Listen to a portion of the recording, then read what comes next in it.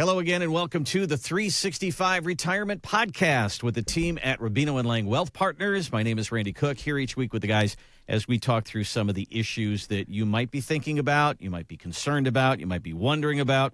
We're here to answer those questions here on the podcast. And today, Ryan Marston is here, one of the partners at Rubino & Lang Wealth Partners. Ryan, how are you doing today? Always a pleasure to be here with you, Randy. Excited to talk about these topics. Lots of questions nowadays, lots of things to be concerned about nowadays. So kind of laundry list full of things. Certainly is. And so we're going to be talking about, I've been doing different stories about how long people are working for a very long time. And we now see numbers where people actually are working into their 70s. And actually the biggest group of people in the workforce that is growing are people in their 70s. So I don't know if that's because they want to work or because they have to work. So those are two issues right there.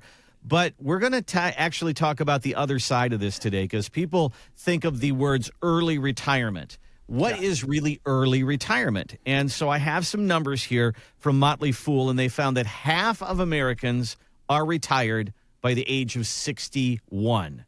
Another 25% are out of the workforce by age 64. So even though there are a lot of people working into their 70s and later, most people are out of the workforce before 65. So if you think, oh, I'm going to retire early because it's 65, you're actually right with everybody else, Ryan. So what do you see when people walk in? What are their ages? I was caught off guard a little bit by those numbers that, right, when I was reading the article. And to me, early retirement is before, there's no set age, right, on early retirement, but it was that pre-65 time frame. And for me personally, when I'm talking to clients, it has to do with one of the biggest factors of early retirement is healthcare costs, right? Okay. But no, recently, and we'll get into that, but recently I think I have had the discussion more frequently with people in their early 60s, maybe late 50s, about early retirement. Is it feasible to, can I justify retiring at 60 or 62?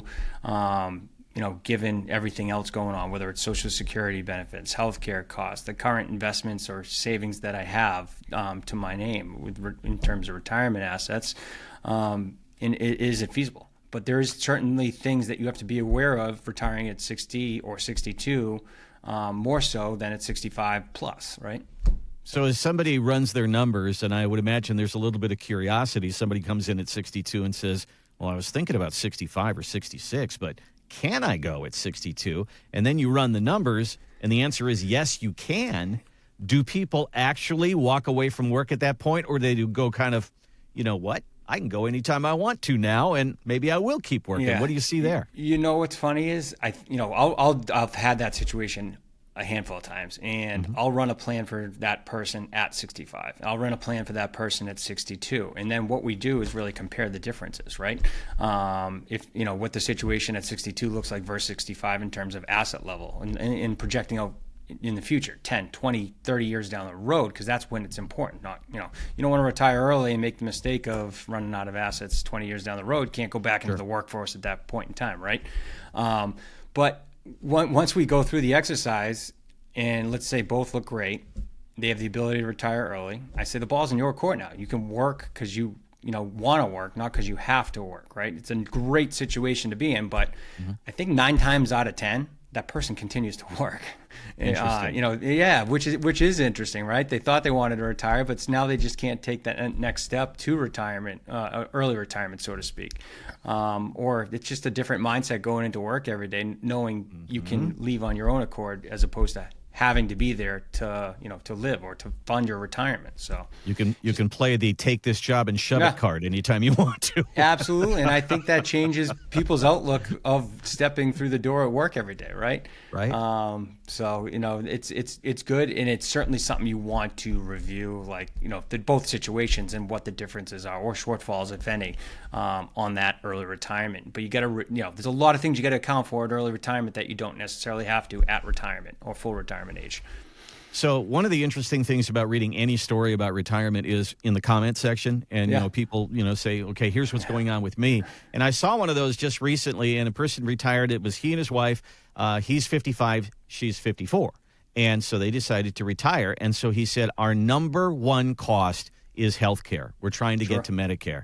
And so for them, it was $15,000 a year. So obviously they're going on Cobra or they're doing something. They're going to the marketplace. They're getting some coverage. But this is probably your biggest expense and something you really have to work through and think about if you're going to be retiring before 65. Absolutely. So for that couple, like you said, you can go on Cobra for 18 months and then private pay after that. But that's going to be a big chunk of years, decade plus for the 54-year-old till you get to Medicare age, right?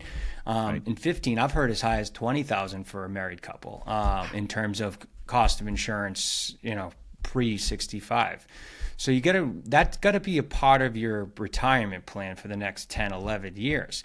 And then, healthcare may change a decade down the road, but you can scale back. And then you're on Medicare. You have maybe supplemental or Medigap or Medicare Advantage, and that cost shrinks from, let's say, $20,000 to $8,000 to $10,000. There's still going to be a cost for healthcare at 65 plus, but it dramatically decreases.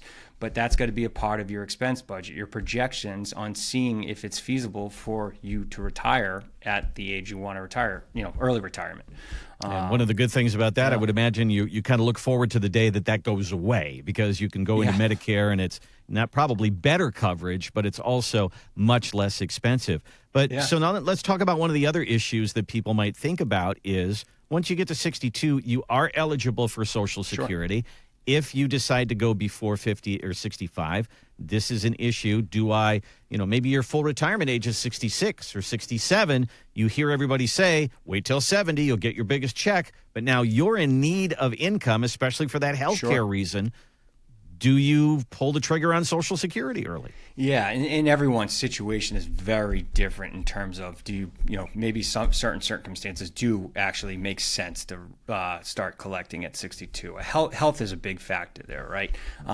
If you take Social Security at 62 versus full retirement age, call it 67, that break-even point is around 78. Right. So that at age 78, it wouldn't have made sense to actually start collecting at age 62. So if you have longevity, good health, it might make sense to still defer, even though you're retiring early, but defer Social Security, because as soon as you trigger it at 62 or 63, that's permanent, right? So you're taking a permanent reduction of Social Security benefits versus your full retirement age, which is continuing to grow at 8% per year. That's put pressure, though, on the rest of your assets. If you do what you say, and you say, okay, let's push that out. I'll take my Social Security at 66 or 67, my full retirement age. Now I got to say, I got to look elsewhere for the income that I need. Now it's 401k time. Now we're dipping into our money earlier than what we thought, and that could be a problem too. It absolutely could be, right? It's short-term versus long-term problem, right? If you're looking at drawing from 401k or retirement assets to kind of gap you to triggering Social Security later down the road, that might be a short span that actually alleviates the pressure in the bigger chunk of years of retirement, 20 plus years, right? With good longevity. So, the other factor is it depends on your tax situation. What bracket are you in? Well, it actually might make sense to draw from your 401k in the early years. You're going to be in a favorable tax bracket, if you don't have the other income coming in too. So that plays into consideration. Social Security in general is a huge factor within early retirement, because you're looking at your Social Security projections all those years. Well, your Social Security projections are going to change if you're retiring at 55, just because they're not factoring in future. Well, they're factoring in future contributions, where it wouldn't be the case if you're retiring early, right? So you want to make sure you have figured out what your Social Security would be if you're retiring at 55 with no more earned income years of putting into the Social Security system. Well, that's going to change what it would be at 62, 65, full retirement age, or 70 for that matter. So you want to make sure you have an accurate gauge on what the Social Security amounts would be. So many times we look at that big number that's in our 401k. We look at that big number that we're going to get in Social Security, but we really need to be looking at monthly numbers, don't we? Because that's really the key here, is what's coming in per month. It comes down to the number. I have the conversation all the time. the plan is only as good as data in, right? And the number one thing that I start with is expenses and making sure your expenses are as accurate as possible. And then from there, we look at your income amounts. And if you're, if you have a shortfall or a surplus for that matter, if you have a shortfall, how big is the shortfall? How are we going to gap it? What your projected income versus expenses are. Investments, do you have pensions, Social Security? Does annuity make sense to gap the shortfall in income? So we look at all the circumstances and try to gap it if there is a shortfall. If there is a surplus, then great. Then we have a surplus. How long does a surplus last for? Factoring in inflation, right?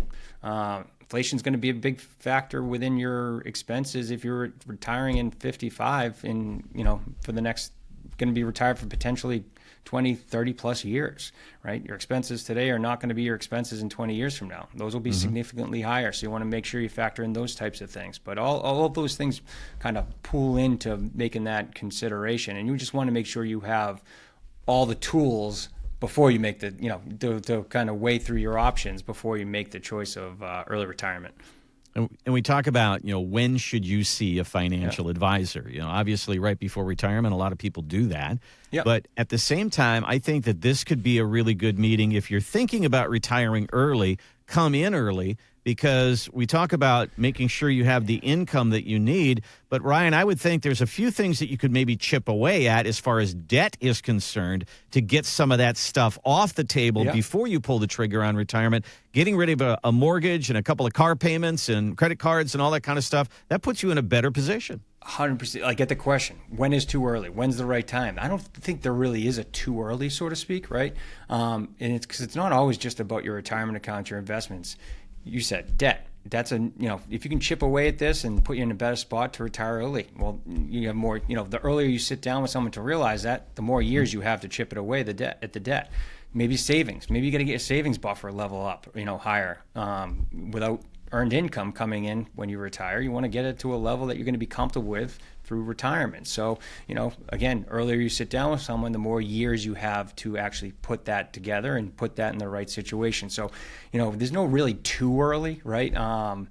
The more years you have, sitting down with someone, the more years you have ahead of retirement, the more years you have to impact the retirement, and, more often than not for the better.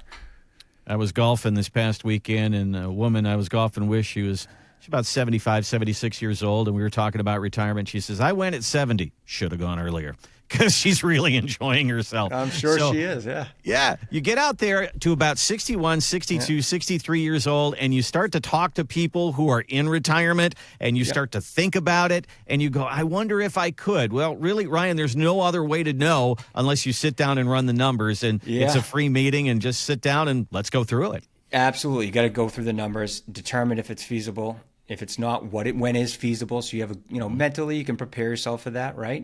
It doesn't hurt to sit down and just go over, review the exercise, the retirement plan, and see what type of situation you're in, right? And then maybe it is attainable, and then you can start planning for it or reacting to what the plan says and making the adjustments needed to make it feasible.